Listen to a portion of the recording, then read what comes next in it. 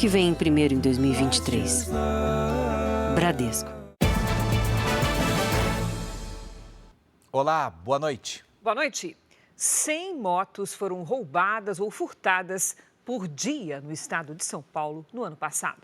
Olha, são crimes que dispararam 38% só no ano passado.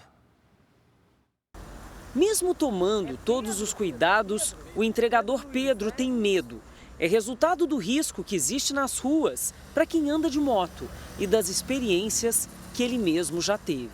Eu parei lá na frente do meu prédio, de madrugada, acabei de chegar do serviço e eles acabaram furtando na frente de casa. Fernando foi entregador durante 2 anos e hoje tem uma pequena distribuidora na zona norte de São Paulo.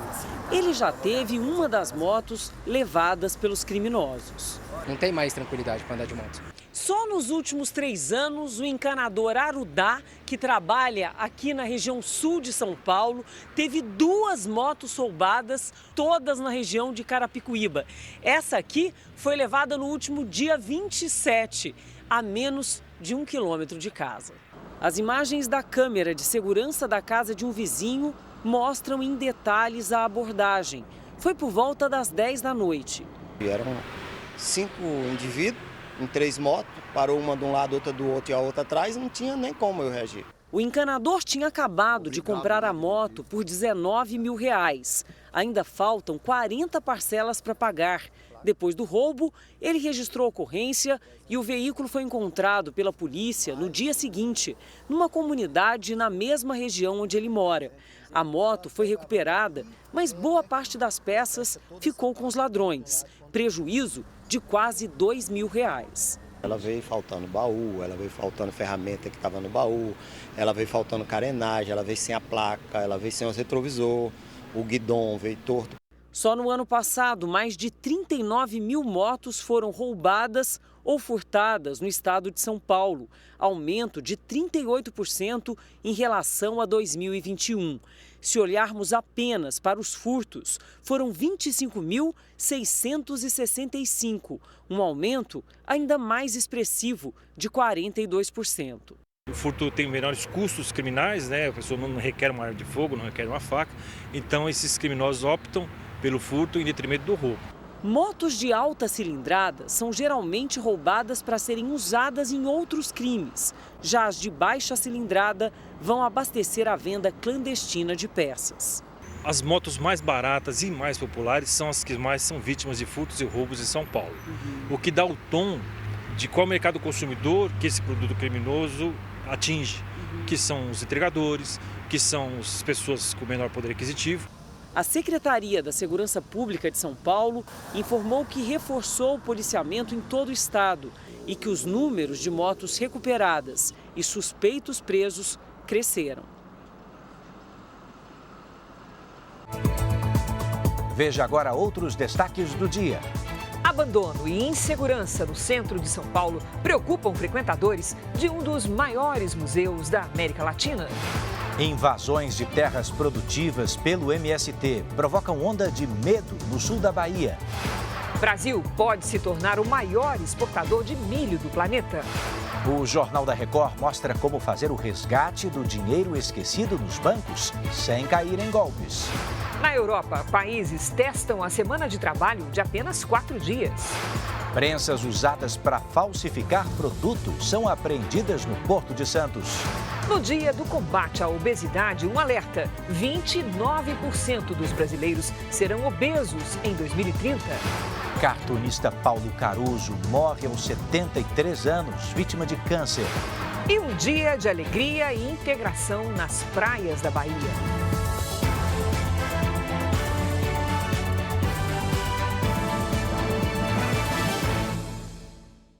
Oferecimento: Bradesco. Renegocie suas dívidas com condições especiais. Estamos juntos para você saber que no mês em que se comemora o Dia Internacional da Mulher, um número assusta e muito. A cada 2 minutos, uma mulher ainda é vítima de abuso sexual no país. Por ano, são mais de 800 mil vítimas que ainda convivem com a falta de informação e, principalmente, de acolhimento. As lembranças da infância deixaram marcas na vida toda dessa mulher.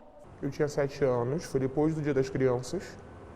Começou com sentar no colo. E aí estourou um caso de abuso com outras 2 pessoas, bem próximas a mim. E eu comecei a entender que o que acontecia comigo era abuso. Ela foi abusada sexualmente dos 7 aos 16 anos. O agressor era alguém bem conhecido, um primo.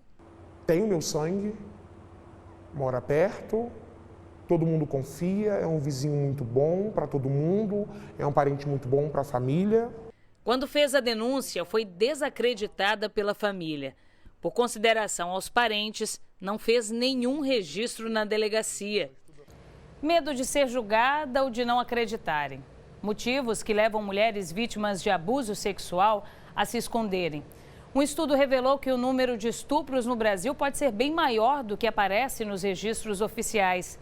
A estimativa é de 822 mil ocorrências por ano, uma média de 2 casos por minuto. A pesquisa mostra que menos de 9% do total de abusos que acontecem no Brasil chegam ao conhecimento da polícia. No sistema de saúde, o percentual é ainda menor. Apenas 4% são identificados. Uma barbárie invisível e as autoridades não conhecem, a polícia não conhece direito, o sistema de saúde não conhece direito. E como é que a gente pode propor políticas públicas efetivas para remediar essa barbárie se a gente não tem conhecimento pleno do fenômeno? Muitas vezes a vítima vai à polícia, muitas vezes é um policial mal treinado, né? Aquilo termina imputando-lhe uma dupla vitimização. E isso vai, obviamente, afastar. Ela fica com medo, às vezes, de dar queixa, né? Há 25 anos, esse centro apoia mulheres vítimas de violência sexual. A psicóloga ressalta a importância de denunciar. O silêncio, ele mata. O silêncio, ele faz com que a mulher, muitas vezes, morra em vida. Com tratamento adequado, hoje a jovem de 25 anos sabe o quanto é necessário buscar ajuda. Hoje eu não sinto culpa. Conta para alguém que vai procurar ajuda para você, que vai te ouvir e vai buscar ajuda, porque tem pessoas que se importam. No estado de São Paulo, o começo do ano registrou alta de 33,5% no número de estupros. Em janeiro, foram 287 casos, contra 215 no mesmo período do ano passado.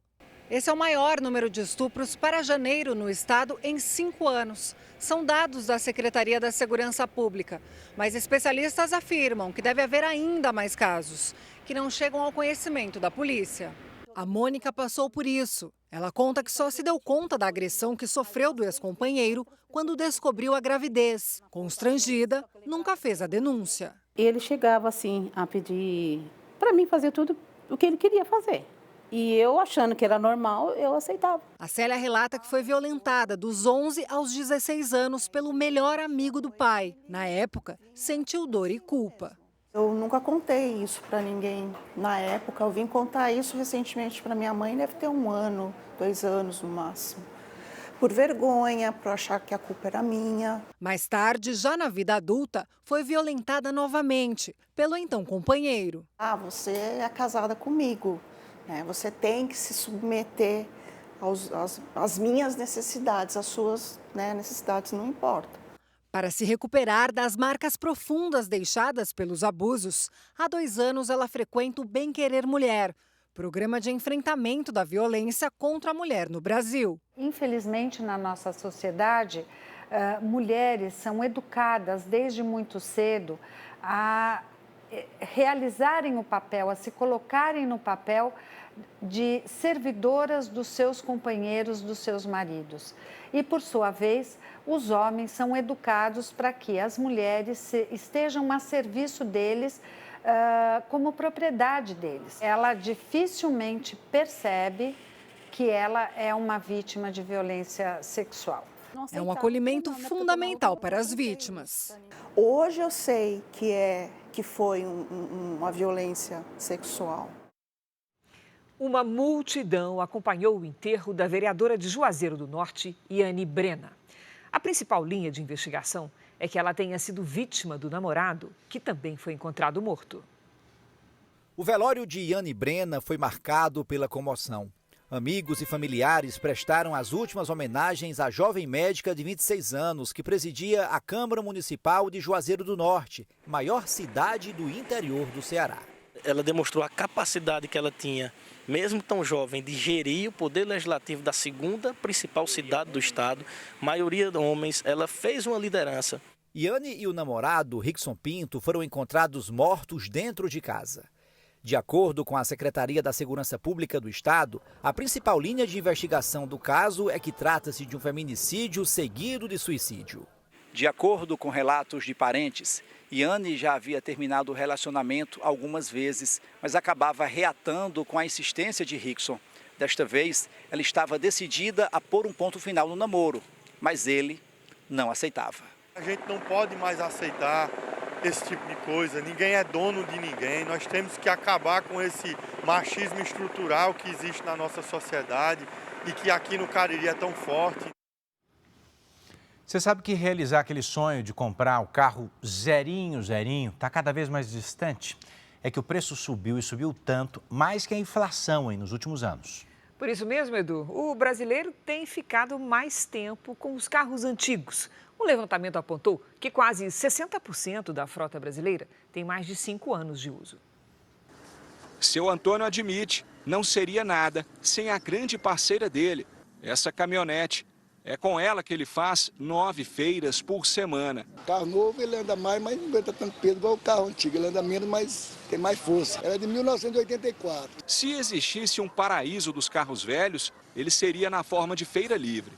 Com o modelo 99, Roberto atravessa a cidade todos os dias para vender os produtos. Milzinho, bom demais. Atravessa Goiânia inteirinho. A frota brasileira está ficando cada vez mais parecida com o estacionamento dessa feira em Goiânia. Os veículos que circulam pelas ruas e estradas de todo o país estão mais velhos. Um levantamento feito pelo Sindipeças apontou que menos de 1 em cada 4 veículos no Brasil possui até 5 anos de uso. Há 10 anos era quase a metade. Já os carros que têm entre 5 e 10 anos de uso correspondem a quase 60% da frota nacional. Em 2012, eram menos de 40%. Durante a pandemia, a falta de matéria-prima fez os preços dos carros novos dispararem, o que também contribuiu para o envelhecimento da frota. Em 2020, por exemplo, o carro mais barato do Brasil saía da concessionária por R$ 39 mil. Hoje, o mesmo veículo custa quase R$ 70 mil, aumento de quase 80%. Se o valor do carro tivesse sido corrigido pela inflação oficial do período, deveria ser vendido a pouco mais de R$ 47 mil. Quem comemora são os revendedores de carros usados. De acordo com a Federação dos Revendedores, o comércio desse tipo de carro aumentou mais de 26%, se comparado ao mesmo período do ano passado. Carros antigos consomem e poluem mais e ainda são menos seguros. Todos eles ficaram defasados tecnologicamente.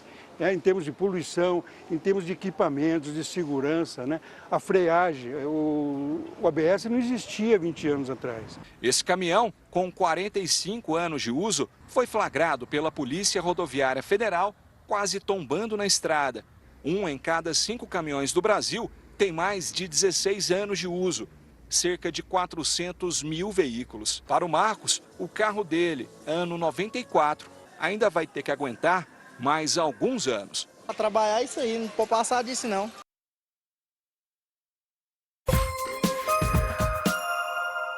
O influenciador digital Thiago Toguro se envolveu num acidente que terminou com a morte do motociclista Johnny Vieira, no Rio de Janeiro. Segundo testemunhas, Toguro perdeu uma saída em uma avenida, deu marcha ré e bateu contra a moto que vinha no sentido correto.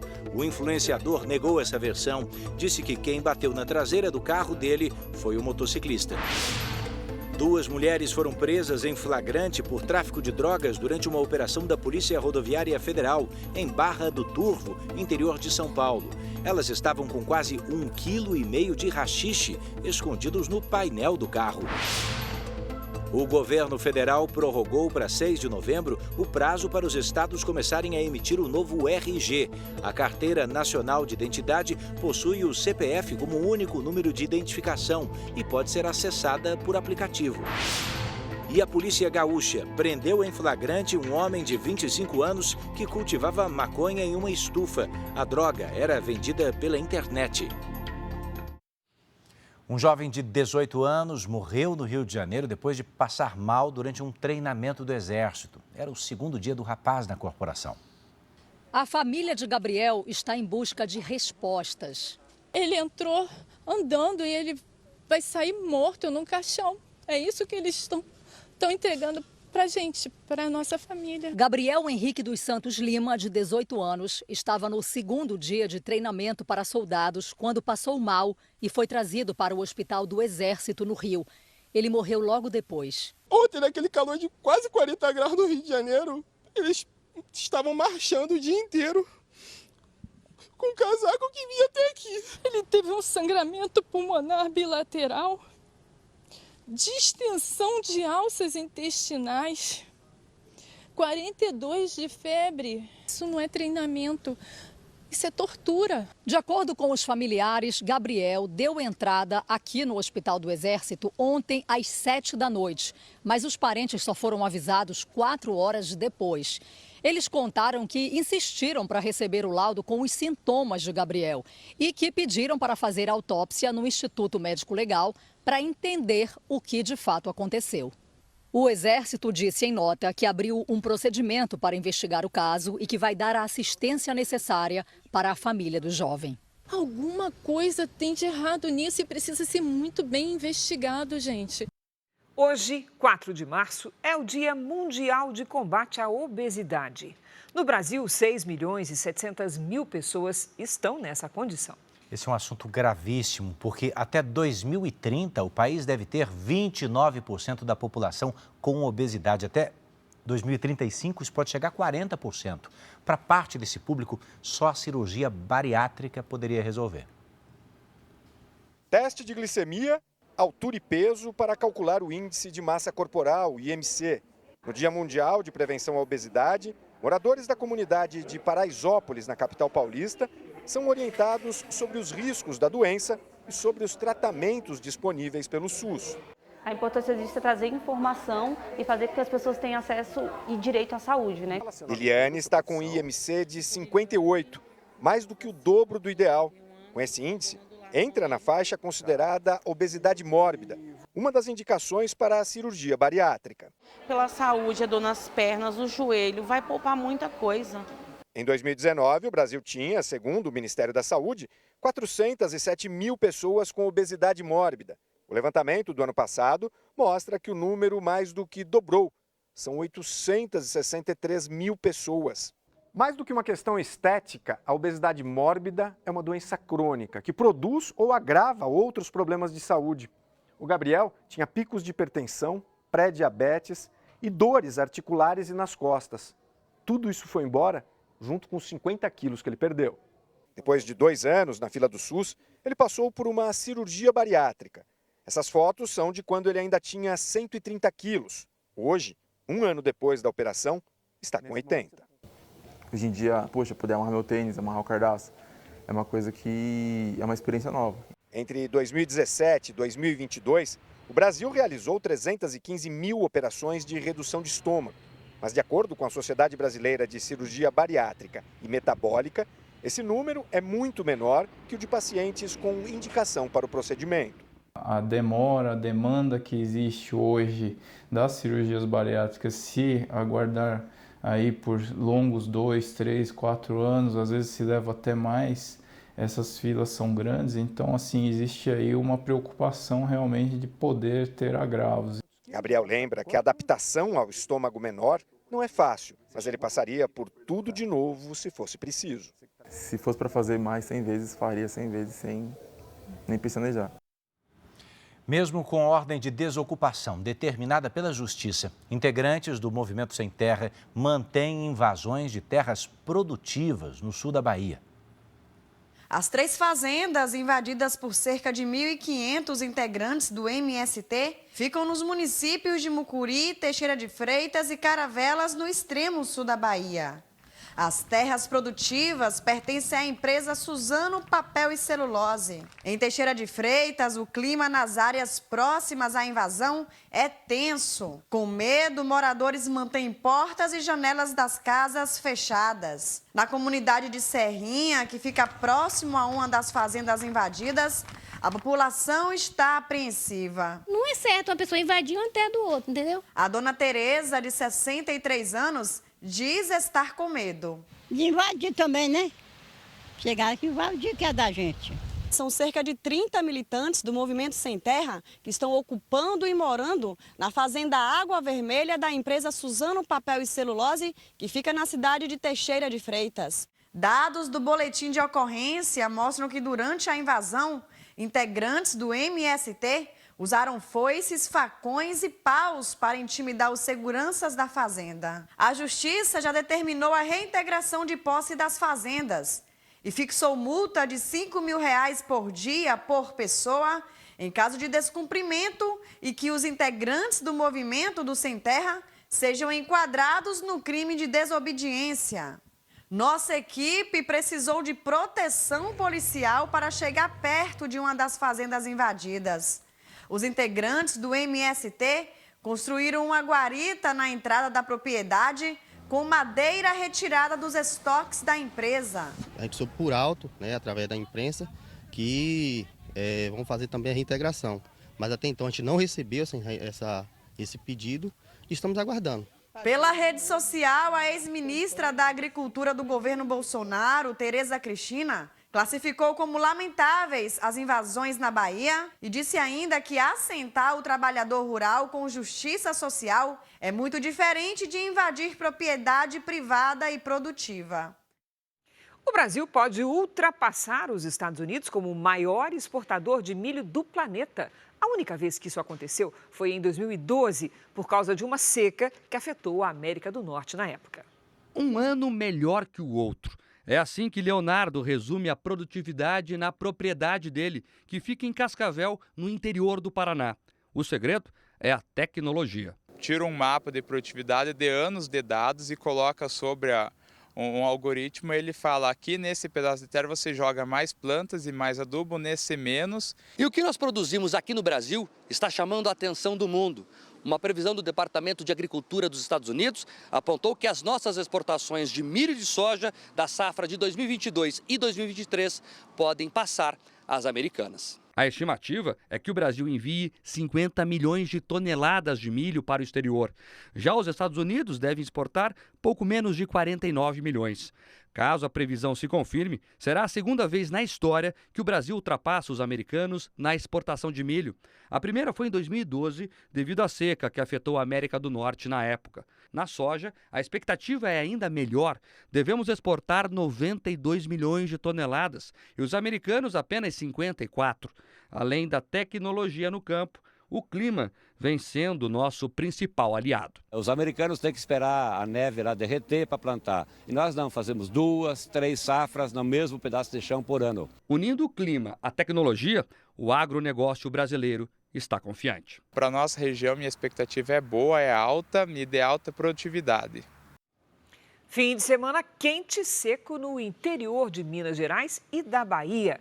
Hora da gente conversar com a Lidiane Sayuri e saber como é que vai ser o nosso domingo. Oi, Lid, como é que vai ser? Quente, viu, Cris? Boa noite para você. Oi, Edu, boa noite. Boa noite a todos de casa. Apesar da grande quantidade de nuvens espalhadas pelo Brasil, o calorão está garantido. O sol aparece e chove só à tarde. Nas áreas claras do mapa, aí sim o sol vai reinar absoluto sem nada de chuva.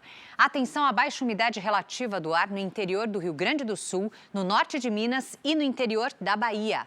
Em Florianópolis, máxima de 28 graus. No Rio de Janeiro faz até 37. Em Campo Grande, 30. Em Teresina e em Boa Vista, até 33.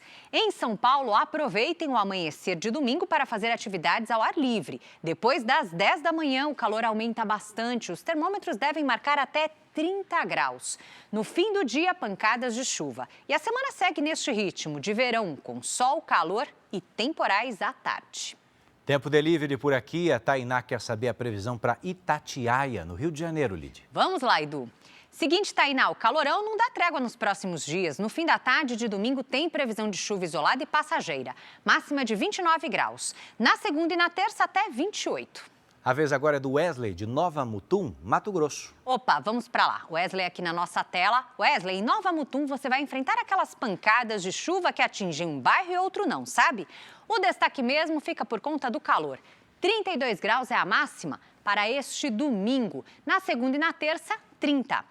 Previsão personalizada para qualquer cidade do Brasil e do mundo é aqui no Tempo Delivery. Mande seu pedido pelas redes sociais com a hashtag #VocêNoJR. Cris, Edu? Até segunda, Lizy. Até. Ainda nesta edição, como fazer o resgate do dinheiro esquecido nos bancos sem cair em golpes. E também a semana de 4 dias úteis de trabalho vira realidade na Europa. Com o talento de jovens goleadores, o Paulistão chega à última rodada da primeira fase.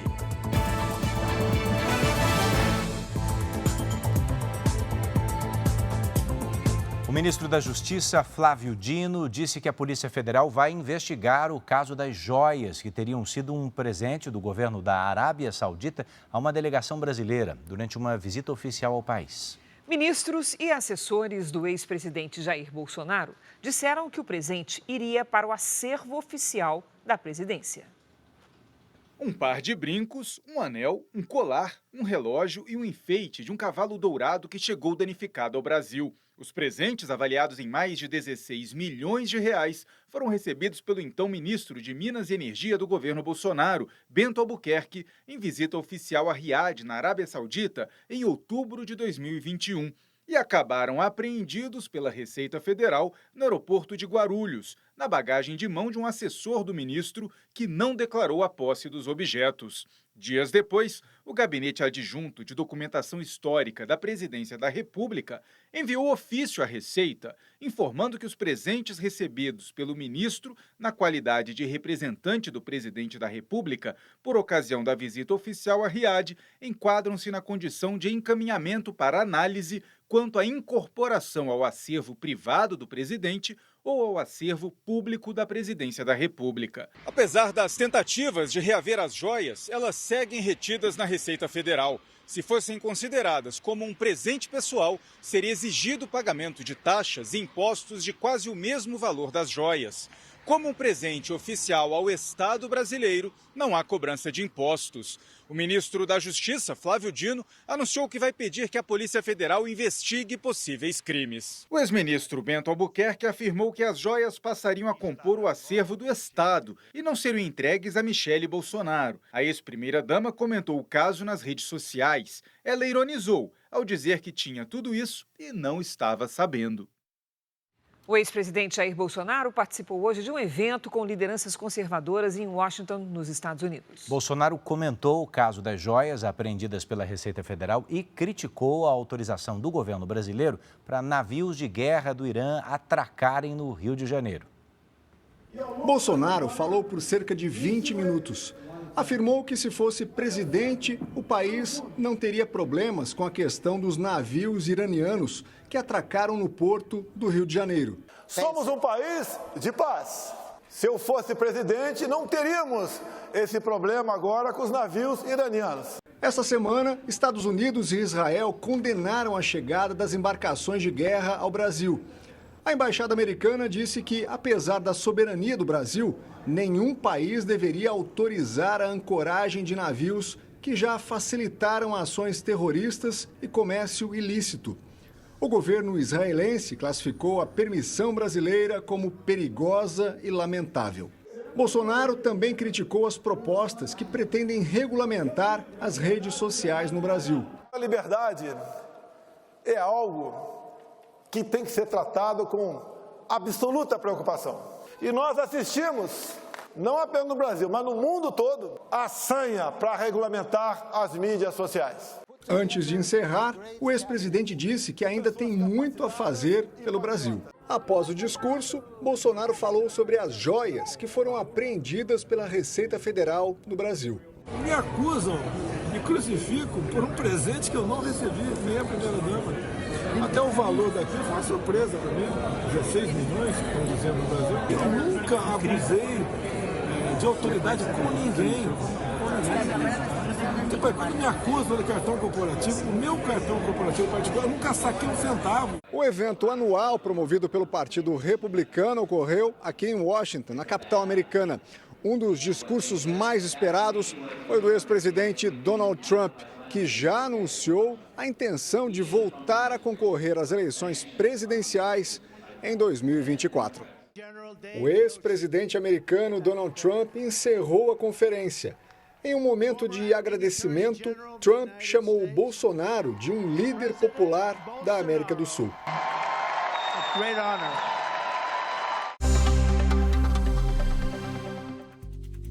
A Rússia ampliou a ofensiva para tomar a cidade estratégica de Bakhmut, no leste da Ucrânia. 2 pontes que davam acesso à região foram destruídas nas últimas horas.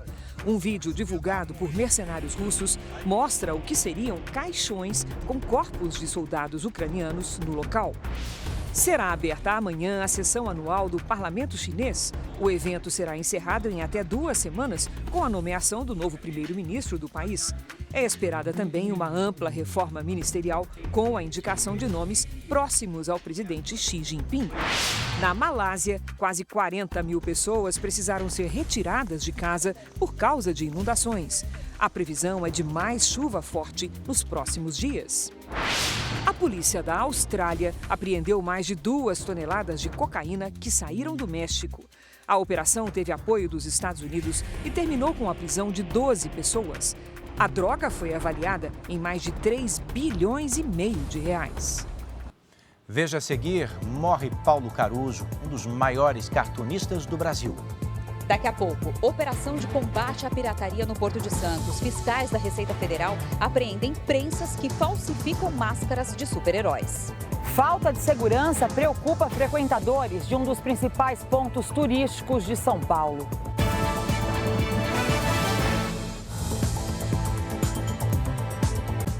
A Pinacoteca de São Paulo inaugurou hoje um espaço dedicado à arte contemporânea. Com isso, o local passa a ser o 2º maior museu da América Latina. Vale a visita, né, Edu? Mas muitos visitantes não sabem do perigo a que estão expostos ao redor do museu por causa dos furtos e roubos nas proximidades de um dos principais pontos turísticos da capital paulista. Liberdade só do lado de dentro do novo anexo da Pinacoteca do Estado. Quem chegava para a inauguração do agora 2º maior museu da América Latina já vinha com muito medo. A Cícera e o Emerson estavam sem a bolsa e o celular. É complicado porque você quer tirar uma foto, você não consegue tirar uma foto, você não pode trazer o celular, você fica com medo de trazer bolsa, então eu saí sem nada. Na região do museu, em janeiro deste ano, houve 22 roubos e 99 furtos de celulares. Eu estava atendendo meu celular, aí eles pegaram e levaram tudo. Carregou a bolsa de um com o celular dentro e no outro dia seguinte só carregaram o celular do outro. Até ontem, esta placa ficava na porta de entrada da Pinacoteca.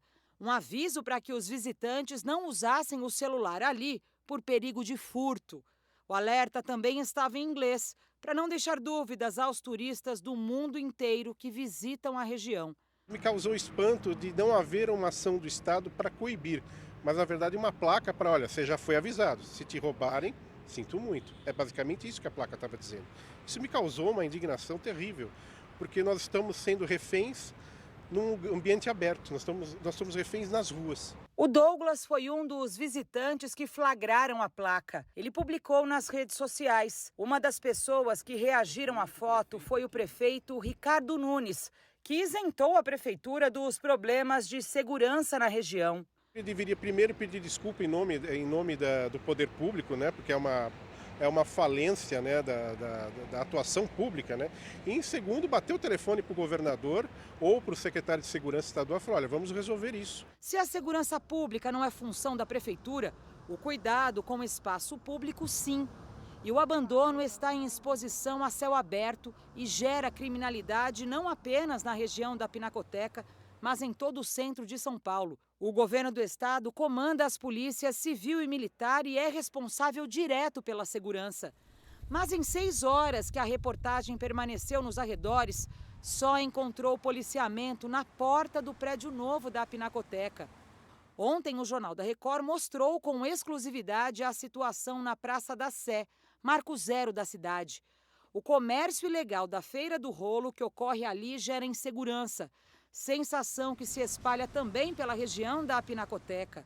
Todo tipo de crime, uso de drogas. A filha do Paulo foi abordada na rua de casa. Voltava às 10h30 da noite, trabalhando, entrou um meliante, abordou ela, empurrou para dentro do prédio, bateu, machucou ela.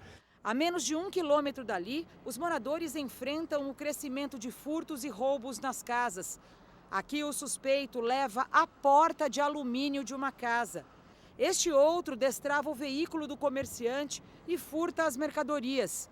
Outra preocupação de quem vive, visita ou trabalha aqui na região é o tráfico de drogas. O comércio ilegal ocorre nas barracas, que se espalharam por todo o entorno desde a dispersão da Cracolândia. Muitos dependentes químicos trocam objetos furtados por drogas. Aqui, um dependente químico coloca fogo em cabos furtados para extrair fio de cobre e poder trocar por crack. É comerciante sendo roubado, é morador sendo roubado, é todo dia. O que se vê na região é um rastro de sujeira, destruição e abandono do poder público no centro da mais rica cidade do país. Não é justo que isso continue assim. E isso só se resolve se houver uma ocupação. Quando eu falo ocupação, é ocupação 24 horas. Modelo força-tarefa, envolvendo Guarda Municipal, Polícia Militar, Polícia Civil, órgãos de saúde, em força-tarefa para poder devolver o centro para São Paulo. A Prefeitura de São Paulo disse que as questões de segurança pública são de responsabilidade do governo do estado e não respondeu sobre a falta de zeladoria na região central. Já o governo do estado disse que as ações das polícias civil e militar foram intensificadas na região. Um carregamento de brinquedos falsificados que foi encontrado no Porto de Santos chamou a atenção da Receita Federal. É que, em meio aos produtos piratas que estavam ali, havia também prensas que seriam usadas para fabricar os brinquedos falsos no Brasil. Fiscais da Receita Federal embarcam em uma lancha no Porto de Santos, atravessam o canal de navegação e, na outra margem, chegam ao terminal onde está o carregamento suspeito. A carga já está fora do container, no galpão. Essa é uma operação diferente daquelas que buscam encontrar tabletes de drogas escondidos em mercadorias para exportação. Aqui não há necessidade de contar com a ajuda de cães farejadores. O que esses fiscais procuram são produtos piratas no meio de cargas que estão sendo importadas. Só na importação a gente tem até 6 mil containers por dia entrando, fora outros tipos de carga aqui no Porto de Santos. Então é um mar de coisas, é uma enormidade, só mesmo com sistemas informatizados e com tecnologia que a gente consegue dar conta de estar analisando tudo. Nas caixas, os fiscais descobrem pecinhas de montar falsificadas, fantasias de heróis, videogames, tudo contrabando. E o que chama a atenção? No carregamento, há prensas usadas para falsificar máscaras de super-heróis. O equipamento seria usado para uma linha de produção de produtos falsificados. A empresa dona das marcas emitiu laudo para confirmar a falsificação. Já é uma tendência que não é a primeira vez que nós aprendemos esse tipo de prensa, mas a gente está verificando que eles estão começando a fabricar no Brasil esse tipo de produto pirata. No ano passado, a Receita apreendeu no Porto de Santos mais de 222 milhões de reais em mercadorias contrabandeadas. Os produtos apreendidos, que são originais, vão para a doação. Os piratas, não, porque oferecem risco à saúde pública. Foram encontrados elementos como cádmio, chumbo, que são substâncias tóxicas e muitas vezes os pais eles estão tentando economizar um dinheiro, mas estão colocando em risco a vida dos seus filhos. Por isso, depois da apreensão, esses brinquedos só têm um destino: a destruição. Um tiroteio assustou quem estava num shopping da zona norte do Rio de Janeiro. Você vai ver nas imagens, os criminosos assaltaram uma joalheria e, na fuga, roubaram um veículo lá na frente. Os assaltantes atiraram e os clientes de um restaurante da área externa do centro comercial começaram aí, a se esconder atrás das mesas. Segundo a administração do shopping, ninguém se feriu. A Polícia Militar faz buscas na região, mas até agora não conseguiu prender ninguém. 6 bilhões de reais, uma bolada, hein, Edu? Esquecidos em bancos, administradoras de consórcios e financeiras estão disponíveis para consulta na segunda fase do sistema de valores a receber do Banco Central. Há alguns dias a gente fala disso, mas a novidade é que agora herdeiros de pessoas falecidas também poderão fazer os saques, viu? Mas é preciso ficar atento, sobretudo, para você não cair em golpes. Já imaginou receber um dinheiro extra que não está esperando? Lógico que ia ajudar. Tudo é possível, né? Basta consultar. O Diego topou. No site valoresaReceber.bcb.gov.br, digite o CPF e a data de nascimento. Dá para ajudar em tudo, fazer uma compra, né? Pagar um aluguel, pagar uma pensão, né? De acordo com o Banco Central, cerca de 38 milhões de brasileiros e 2 milhões de empresas têm alguma quantia para receber. Há valores que ultrapassam R$1.000.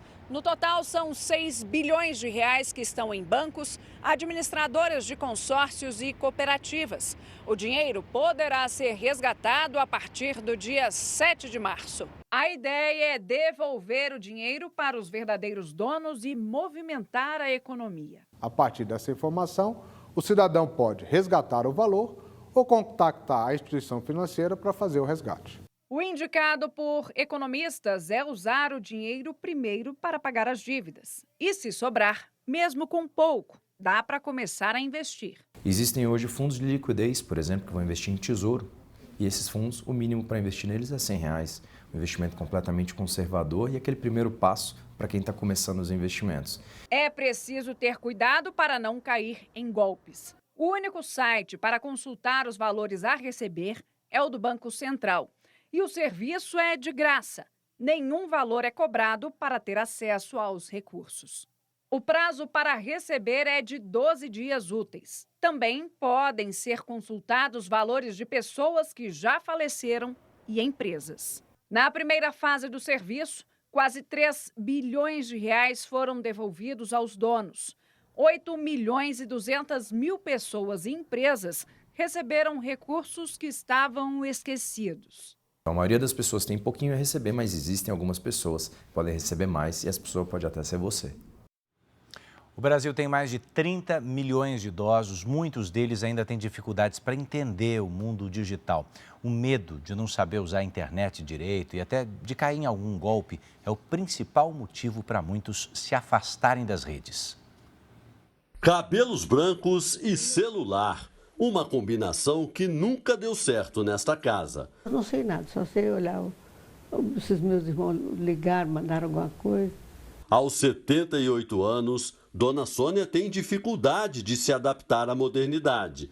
A aposentada mora sozinha, não tem ninguém mais jovem para ensinar os segredos da tecnologia. Por isso, é avessa a redes sociais e aplicativos. Restaurante ou lanchonete que só tem cardápio em QR Code, esquece. Dona Sônia nunca será cliente. Aí é difícil, então eu não posso ir sozinho, porque eu não sei. Ir ao banco só de táxi ou a pé, 1 quilômetro de caminhada. As dificuldades da Dona Sônia são comuns na terceira idade. Segundo dados do IBGE, o Brasil tinha mais de 30 milhões de pessoas com 60 anos ou mais em 2021, um crescimento de 40% em 9 anos. Mas o aumento da longevidade não veio acompanhado de maior inclusão digital. Nesta sala de aula, o que une os alunos são as semelhanças. Os cabelos grisalhos sugerem experiência de vida, mas no mundo real, não no digital. Não sabia como enviar e-mail, agora estou aprendendo. Uma pesquisa da Federação de Bancos revelou quais os entraves para a inclusão digital dos idosos: desconhecimento, medo de não saber usar ou de ser vítima de golpe são os principais fatores. Já me passaram um golpe, sim, pelo telefone, então eu realmente tenho muito medo. O desafio de reaprender todos os dias é estimulado pela professora, que tem idade para ser filha ou neta dos alunos. 26 anos. Eles têm muito receio de explorar, mas a gente vai tratando isso aos pouquinhos. Aos 81 anos, Dona Efigênia é a prova de que não há idade quando se quer aprender. É muito importante assim, a gente aprender, porque o mundo está avançando cada vez mais. O velório do cartunista Paulo Caruso está marcado para amanhã deste domingo. O artista morreu hoje em um hospital em São Paulo, onde tratava de um câncer. Paulo José Espanha Caruso era considerado um dos principais chargistas do país. Nasceu em 1949 na capital paulista, cursou arquitetura na Universidade de São Paulo, mas nunca exerceu a profissão. Desde cedo decidiu usar o talento e a criatividade nas caricaturas e nas charges de crítica política. Ele tinha no humor refinado uma das maiores características. É um trabalho precioso, ele tem como característica uma coisa que é bastante difícil de se conseguir, que é a combinação criativa entre um desenho precioso do ponto de vista de representação realista do corpo humano, da cidade, do entorno todo, com o lado satírico e caricatural. Paulo era irmão gêmeo de Chico Caruso, com quem fez dupla em muitas ilustrações e também em apresentações musicais. Começou a carreira na imprensa na década de 60 e colaborou com vários jornais e revistas do país. O artista recebeu diversas homenagens pelas redes sociais. O presidente Lula escreveu que seu traço veloz e seu humor já são parte da memória nacional. O também cartunista Angeli publicou: "Todo amor aos meus grandes irmãos e mestres Paulo e Chico Caruso".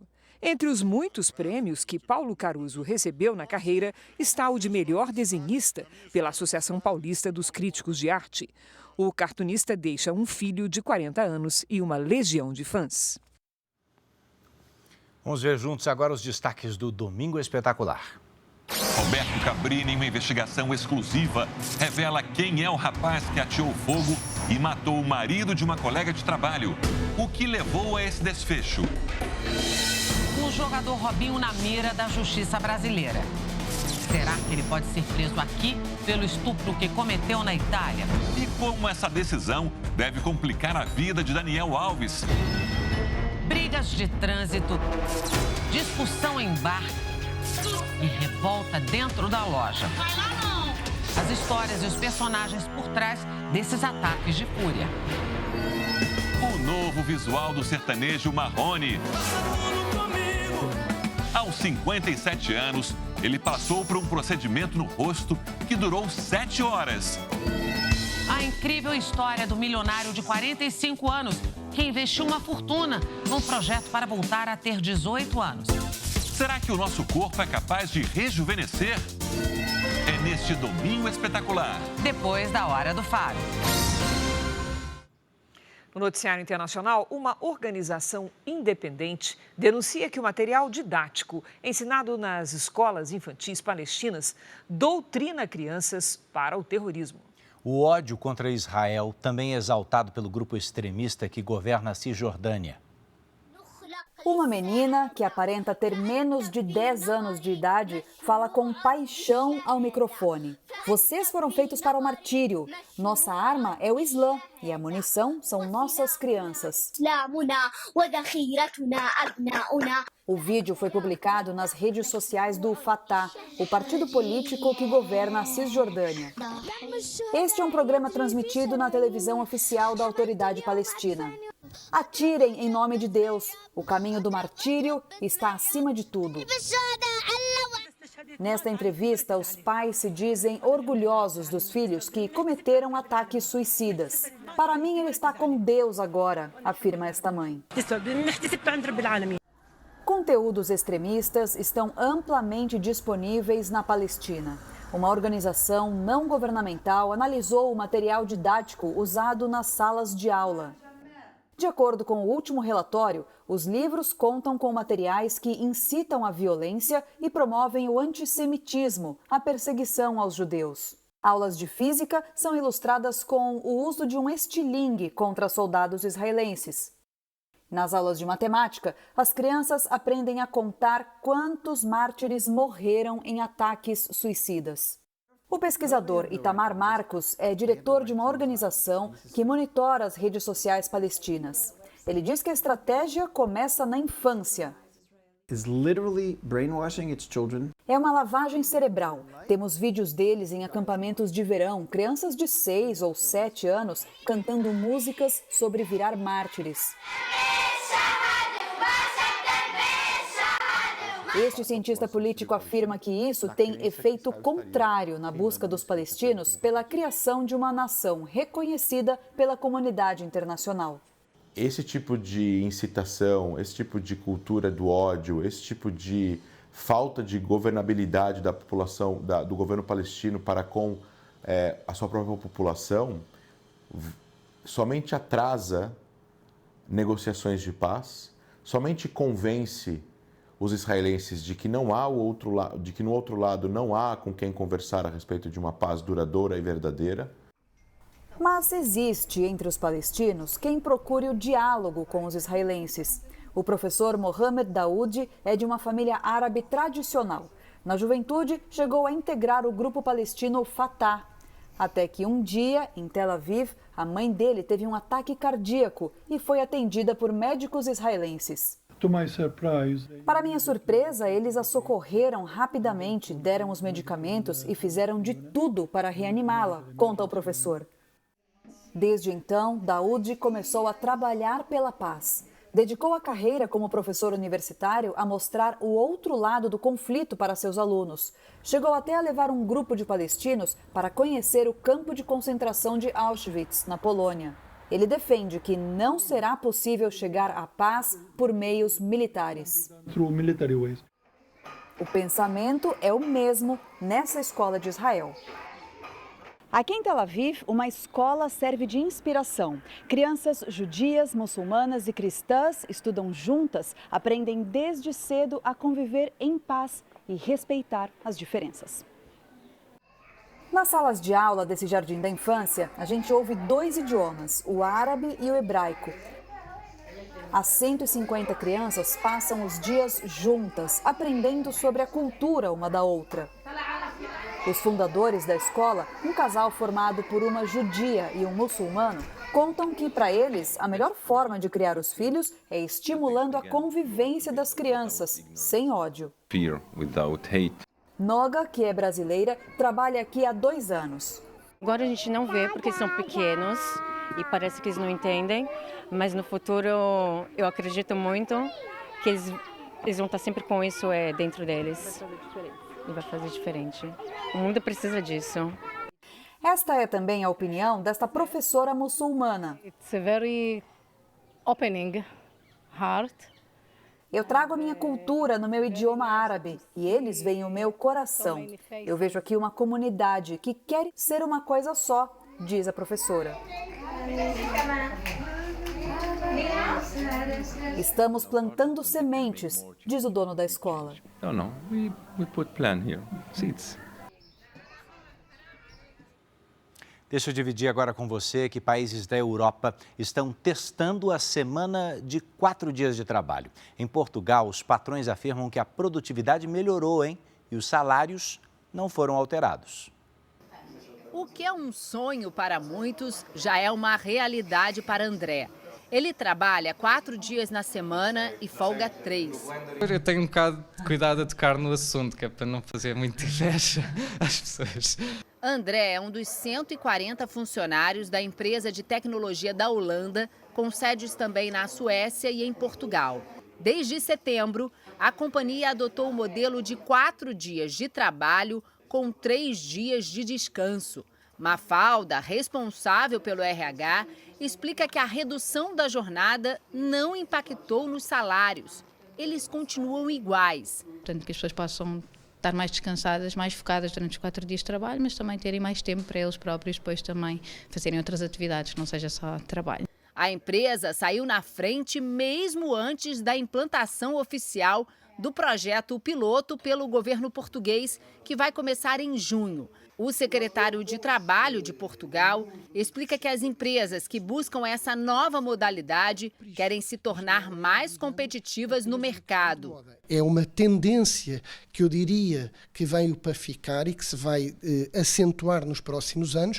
Esse novo modelo já foi aprovado por outros países aqui da Europa, como o Reino Unido. De acordo com uma pesquisa britânica, cerca de 90% das 60 empresas que fizeram essa experiência decidiram adotar esse formato de trabalho mais curto, com a mesma remuneração. Quem já tem a sorte de ter esse fim de semana prolongado, aproveita o tempo extra para estudar, relaxar e curtir com amigos e a família. Eu vou buscar a minha filha mais cedo, que é sempre bom. Eu gosto muito de aquários, escrevi um aquário pela primeira vez num concurso internacional. O paulista Danilo, que vive em Lisboa há 3 anos, também tem a folga de 3 dias e causa inveja aos amigos no Brasil. Realmente o pessoal fala, eu quero mudar para Portugal, quero também ter essa experiência. Eles veem eu fazendo as coisas na sexta-feira, as fotos de eu passeando, e falam, a gente vai mudar. Fica ostentando também, né? Olha, se os jovens são os destaques da convocação da seleção brasileira, no Paulistão não é diferente. A última rodada acontece neste fim de semana e a Record TV transmite ao vivo o jogo entre Botafogo e São Paulo, domingo, às 15:45 da tarde. John Kennedy, da Ferroviária, não ficou conhecido pelo nome famoso, mas por causa dos gols no Paulistão. O atacante de 20 anos foi o goleador do campeonato até a 10ª rodada. Acabou ultrapassado por Roger Guedes, do Corinthians, e pelo argentino Galopo, de 23 anos, do São Paulo. Os olhares dos torcedores do Palmeiras estavam voltados para Hendrick, de 16 anos, no início do campeonato. Mas outro jovem, Giovani, de 19, vem conquistando a torcida. Acho que eu tive, posso dizer, a sorte assim, de todas as pessoas gostarem de mim. É mais do que sorte, Giovani. É habilidade também. O São Bernardo, que disputa a melhor campanha com o Palmeiras, conta com o novato Christian Barletta. O atacante de 21 anos já fez 4 gols. E no Corinthians, o paulistão marca a afirmação de Adson, outro jovem de 22 anos, com 3 gols e a conquista do posto de titular no time de Fernando Lázaro. Estes são alguns dos destaques que fazem do Campeonato Paulista uma vitrine para novos talentos e goleadores que já marcaram quase 200 gols até agora. Na rodada decisiva, a emoção fica por conta das 2 últimas vagas nas quartas de final e da fuga do rebaixamento. No jogo que você vai ver na Record TV, o Botafogo precisa derrotar o São Paulo para se classificar no Grupo A. Se o time de Ribeirão Preto tropeçar, a vaga fica nas mãos do Santos, que busca uma vitória contra o Ituano fora de casa. No Grupo C, Ituano, Ferroviária e São Bento disputam a classificação, mas também correm risco de rebaixamento. 2 times caem para a 2ª divisão. O pior cenário é o da Portuguesa, que precisa de uma combinação de resultados para escapar da queda. Ainda tem uma chama, temos que lutar até o final e torcer que os outros resultados também façam com que mantenha a Portuguesa na 1ª divisão. O Corinthians venceu o Santo André agora há pouco pelo Paulistão. O nosso colega Roberto Tomé acompanhou o jogo em Itaquera. Olá, Tomé, boa noite. Boa noite, Cris. Edu, o Corinthians venceu de virada e manteve o bom momento no último jogo da fase de classificação diante de 43 mil torcedores. Vamos ver os gols. O Santo André saiu na frente com este golaço de José Hugo. Ainda no primeiro tempo, o Corinthians empatou com Yuri Alberto. No começo do segundo tempo, o veterano Paulinho virou o jogo. Yuri Alberto fez o segundo dele e fechou o placar. Final, Corinthians 3, Santo André 1. O Corinthians já estava classificado e vai esperar pelos jogos de amanhã para saber quem será seu adversário nas quartas de final. O Santo André foi eliminado. E amanhã, a partir das 15 para as 4 da tarde, um jogão na tela da Record. Duelo de tricolores, São Paulo e Botafogo de Ribeirão Preto. Um jogaço, já que o time do interior e o Santos disputam uma vaga no Grupo A para a próxima fase. Cris, Edu. Obrigada, Tomé. Dá para perder não, gente. Depois de 4 meses sem poder pescar por causa do período do defeso, Moradores da cidade de Cametá, no Baixo Tocantins, estão vivendo momentos de fartura e de bom faturamento com a pesca do mapará. É que esse peixe, Edu, é o carro-chefe da culinária da região. E, além de muito saboroso, incrementa a economia local.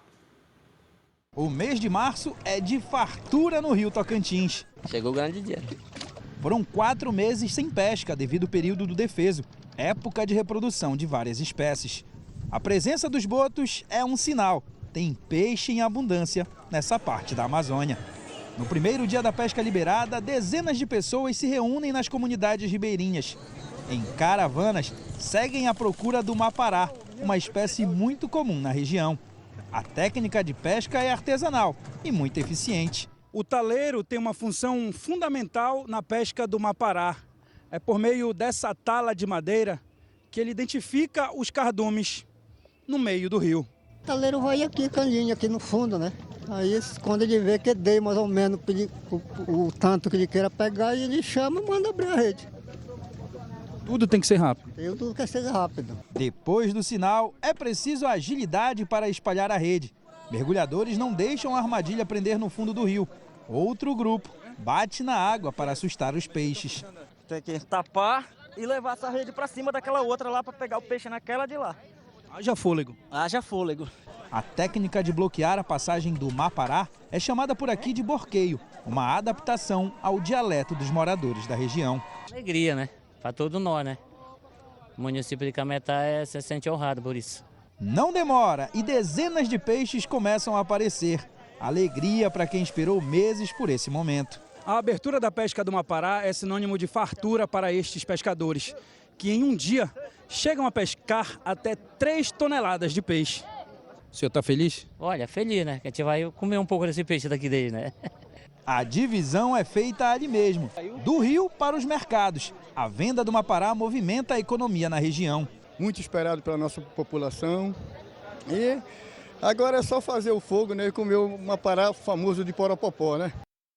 A riqueza desse país.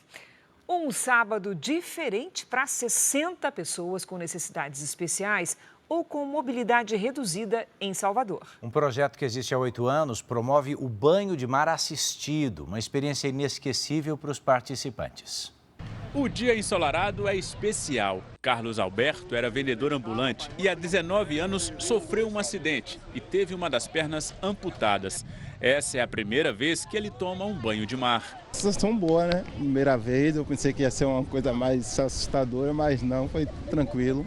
Gleiferson tem 48 anos e há 7 vive com ventilação mecânica. Hoje ele também conseguiu entrar no mar graças ao projeto Para a Praia. A forma dele tentar se divertir, de se sentir importante e útil para a sociedade, com esse projeto auxiliou muito, que há muito tempo nós esperávamos essa oportunidade. O projeto proporciona banho de mar assistido a 60 pessoas com deficiência a cada dia de atividade. E o retorno neste verão teve um gostinho especial, já que a maioria ficou sem ir à praia por 2 anos por causa da pandemia. E a expectativa é proporcionar essa experiência a cerca de 400 pessoas até o último fim de semana do mês de março. O Para a Praia tem acompanhamento profissional e usa equipamentos especiais na hora do banho de mar. Além de Salvador, a ação também acontece em outras capitais, como Fortaleza, Recife, Rio de Janeiro e mais 20 cidades do sul do país. É muita emoção. Pessoas que nunca tomaram banho de mar, ou então pessoas que estão em cuidados paliativos, em ventilação mecânica, e o que eles trocam com a gente de carinho, de amor, é realmente... A gente começa a relativizar as coisas, né? Será que realmente eu tenho tantos problemas assim? O trabalho dos voluntários é fundamental. É uma emoção muito grande essa possibilidade de estar com pessoas que têm redução de mobilidade em uma cidade como Salvador, que tem basicamente a praia como principal atividade de lazer. O Jornal da Record termina aqui. A edição de hoje na íntegra, viu? E também nossa versão em podcast estão no Play Plus e em todas as nossas plataformas digitais. Fique agora com o resumo da série Reis. Ótimo domingo para você. Boa noite.